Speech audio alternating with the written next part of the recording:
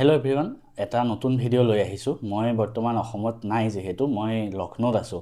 10 দিনমানৰ কাৰণে অসমৰ বাহিৰত আহিছিলোঁ আৰু এটা বস্তু সকলোৱে মোক অনুৰোধ কৰি আছিলে ভিডিঅ' এটা বনাবলৈ, কিন্তু মই টাইম পোৱা নাই কাৰণে ভিডিঅ'টো বনাব পৰা নাছিলোঁ আৰু দেৰি হৈ গৈছিলে। আজি যেনে তেনে সময় উলিয়াই এই ভিডিঅ'টো মই বনাই থৈছোঁ। কাইলৈ বা পৰহি আপলোড কৰি দিম। ভিডিঅ'টো হ'ল, আমি এনেকুৱা এটা প্লেটফৰ্মৰ বিষয়ে কথা পাতিব গৈ আছোঁ যিটো আমাৰ অসমত বহুতকেইজন এডুকেটৰ, বহুতকেইটা চেনেলে মাত মাতিছে আৰু মই ভাবোঁ মতাটো মানে দৰকাৰো। সেনেকুৱা সময় আহি পৰিছে, কাৰণ আমাৰ অসমৰ অনলাইন যিসকল আগৰ পৰা যোনে পঢ়াই আছে তেওঁলোকে জানে যে কিমান কষ্ট কৰি আমি যোৱা 2-3টা বছৰ বা 4-5টা বছৰ আমি পঢ়াই আছোঁ।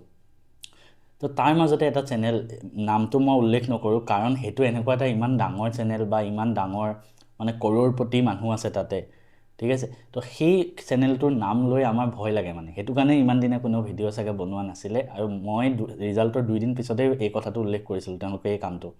কিন্তু আমাৰ সকলোৱে ভয় লাগে যে সিহঁতে যদি আমাৰ চেনেলটো, এই ভিডিঅ'টো কপিৰাইট লগাই বা ডিলিট কৰি দিয়ে। মই ইনষ্টাগ্ৰামত দি আছোঁ, ইনষ্টাগ্ৰাম একাউণ্টটো উৰাই দিয়ে, ভয় লাগে বস্তুটো। তো তেওঁলোক সেনেকুৱা ধৰণৰ এটা চেনেল হয়, ইমান ডাঙৰ প্লেটফৰ্ম, ইমান ডাঙৰ, কোটি কোটি টকা সিহঁতৰ ওচৰত আছে। আমাৰ ওচৰতনো কেইটকা আছে? তোমালোকক আমাৰ লাভ কিমান নহয়, ঠিক আছে। তোমালোকক আমি যেনে তেনে পঢ়াই আছোঁ, কিন্তু তেওঁলোকৰ কিমান কোটি টকা আছে। তো তেওঁলোকে মাৰ্কেটিং বহুত ভালকৈ কৰিব জানে আমাতকৈ। তো সেইবাবে হয়তো পৰীক্ষাৰ পৰা, যোৱা বছৰৰ কাহিনীটো এনেকুৱা হ'ল, মেট্ৰিকৰ পৰীক্ষাৰ পৰা প্ৰায় 1.5 মাহমান আগতে, ডিচেম্বৰ মাহৰ শেষৰ ফালে তেওঁলোকে ইউটিউব চেনেলটো আৰম্ভ কৰিলে আমাৰ অসমৰ ব্ৰাঞ্চটোত, ঠিক আছে। এতিয়া সেই তাৰ 1.5 মাহত তেওঁলোকে লাইভ কিবা দিছে ইউটিউবত বা কমন কুৱেশ্যন দিছে, সেইখিনি 1.5 মাহত দিছে। তাৰপিছত যেতিয়া ৰিজাল্টৰ দিনা, মেট্ৰিকৰ ৰিজাল্ট যেতিয়া দিছে, অসমৰ যোনজন টপাৰ, তাত গৈ যেতিয়া তেওঁক সেই টপাৰজনক গৈ যেতিয়া তেওঁলোকে সম্বৰ্ধনা জনাইছে, টপাৰজনে যেতিয়া কৈছে মই এওঁলোকৰ ষ্টুডেণ্ট, তেওঁলোকৰ ডাঙৰ ডাঙৰ পোষ্টাৰত হাই ছেকেণ্ডেৰী, মেট্ৰিক চবৰে টপাৰকেইজনৰ ফটো লগাই দিছে। এতিয়া মই বহুত ল'ৰা ছোৱালী পঢ়াইছোঁ, তেওঁলোকে ভাল ৰিজাল্টটো কৰিছে, ঠিক আছে, এভাৰেজ ৰিজাল্টটো কৰিছে।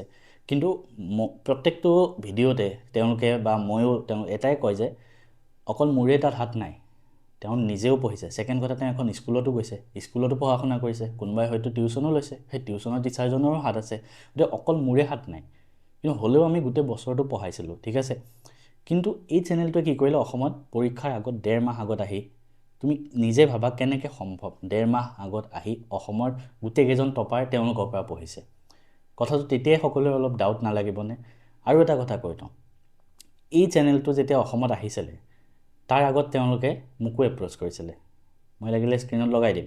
তেওঁলোকে মোক 2-3 বাৰ এই তেওঁলোকৰ চেনেলটোৰ লিড ল'বৰ কাৰণে মোক বাৰে বাৰে এপ্ৰ'চ কৰিছিলে, ঠিক আছে।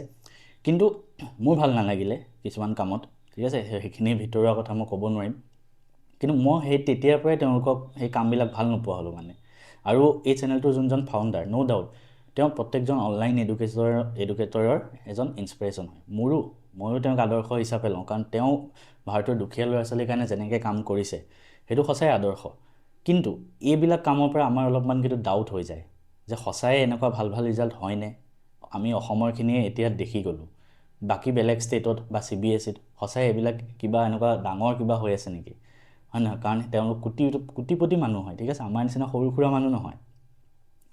গতিকে এই ভিডিঅ'টো বনোৱাৰ উদ্দেশ্য এটাই হ'ল, প্ৰথম কথাটো চবেই কৈ আছিলে, অনুৰোধ কৰি আছিলে। ছেকেণ্ড কথা, মোৰ নিজৰো মন গৈ আছিলে কথাখিনি খুলি ক'বলৈ। এতিয়া যেতিয়া গোটেই মানুহখিনি যদি মই অকলে কৈ থাকোঁ, মোৰ অলপ ভয় লাগে। এতিয়া গোটেই মানুহখিনি যেতিয়া একেলগ হৈ পেলাই কথাখিনি কৈছে, তাত হয়তো ময়ো যোগ দিছোঁ। সেইটো কাৰণে আমি সকলোৱে যেতিয়া একেলগ হৈ ইয়াৰ বিৰুদ্ধে মাত মাতিম, তো হয়তো কিবা এটা ইয়াৰ চলিউশ্যন নিশ্চয় ওলাব। আৰু এটা কথা, এতিয়া ধৰা ন' ডাউট আমাৰ চেনেলতো কমতে আমি কৰ্চবিলাক কৰোঁ, 1500 টকাত ধৰা 1 বছৰ। তো তেওঁলোকেও ধৰা 1500 মান টকাত 1 বছৰত কৰ্চটো কৰি দিয়ে। কিন্তু তোমাৰ মোৰ বা কিছুমান মানুহৰ বাবে 1500 টকা 1 বছৰত দিব পাৰি, হয়নে? কিন্তু কিছুমান গাঁৱৰ ভিতৰুৱা মানুহ এনেকুৱাও আছে যাৰ কাৰণে বছৰটোত 100 টকা 200 টকা দিওঁতেও তেওঁলোকৰ গাত লাগে, ঠিক আছে। দিনটো হাজিৰা কৰি খোৱা মানুহৰ কথা ভাবা, বা দিনটো ৰ'দত কষ্ট কৰি খোৱা মানুহৰ কথা ভাবা। তেনেকুৱা পিতৃ মাতৃয়ে যোনে ইমান বেছিকৈ অনলাইনৰ বিষয়ে নাজানে, ল'ৰা বা ছোৱালীটোৱে ইউটিউবত চালে যে এই চেনেলটোৱে দেখোন কৈছে ইয়াৰ পৰাই গোটেইকেইজন টপাৰে পঢ়িছে, সেই সৰু ল'ৰা ছোৱালীকেইটাৰো ইমান ভালকৈ নাজানে। সেই 9টো পাছ কৰি 10লৈহে আহিব এবাৰ, তো সিও নাজানে, ইমান ভালকৈ মোবাইল চলাই নাথাকে। তো দেখিলে ইয়াৰ পৰাই পঢ়িব লাগে, তো চবেই তাত গৈ এডমিশ্যন লৈ ল'ব। কিন্তু সেই 1500 টকাই হওক, 1000 টকাই বা মানিলোঁ 500 টকাই হওক বছৰটোত, সেই 500 টকাৰতো মূল্য আছে বহুত মানুহৰ কাৰণে। আমি তেওঁলোকৰ কথাও ভাবিব লাগিব। গতিকে মই মানে এটাই বেয়া লাগিছে যে যিজন ল'ৰা বা ছোৱালীয়ে টপ কৰিছে তেওঁ হয়তো স্কুলত আগৰ পৰা পঢ়ি আছিলে বা টিউশ্যন লৈছিলে বা নিজেও পঢ়িছিলে, কাৰণ মই একো টিউশ্যন লোৱা নাছিলোঁ মই যেতিয়া পঢ়িছোঁ। গতিকে মোৰ ৰিজাল্টৰ শ্ৰেয় মই অকল স্কুলৰ টিচাৰখিনিক দিব বিচাৰোঁ, টিউশ্যন কোনো কৰা নাছিলোঁ। ঠিক তেনেকৈ সেই ল'ৰা ছোৱালীখিনি যোনটো ৰিজাল্ট কৰিলে তাৰ মূল যোনটো শ্ৰেয় সেইটো কাক দিব লাগিব? তেওঁলোকৰ স্কুলৰ শিক্ষকসকলক বা টিউশ্যন যদি গৈছিল তাত ৰিজাল্ট পৰীক্ষাৰ 1.5 মাহ আগত আহি ইউটিউবত লাইভ পঢ়ায় কেনেকৈ পচিবল যে সেই ল'ৰাটো বা ছোৱালীজনী তাত পঢ়িছিলে? এইটো অসম্ভৱ কথা। আকৌ কৈছোঁ, এই চেনেলটোৰ 2-এজন মানুহৰ লগত মোৰ পাৰ্চনেলিও ভাল হয়, ঠিক আছে? তো এই ভিডিঅ'টো বনাবৰ কাৰণে মোৰ বেয়াও লাগিছে, কিন্তু উপায় নাই। যিটো হৈ আছে অন্যায় তাৰ বিৰুদ্ধে আমি মাত মাতিবও লাগিব। আৰু সেইবাবে মই চেনেলৰ নাম ক'তো উল্লেখ কৰা নাই, কাৰণ ইমান ডাঙৰ চেনেল, কাইলৈ হয়তো মোৰ চেনেল বন্ধ কৰি দিব, মই ইমান কষ্ট কৰি পঢ়াই আছোঁ। তো সেইবাবে সকলোৱে মাত মাতক, আৰু যোনে যোনে কোৱা নাই তেওঁলোকেও কওক, সকলো ওলাই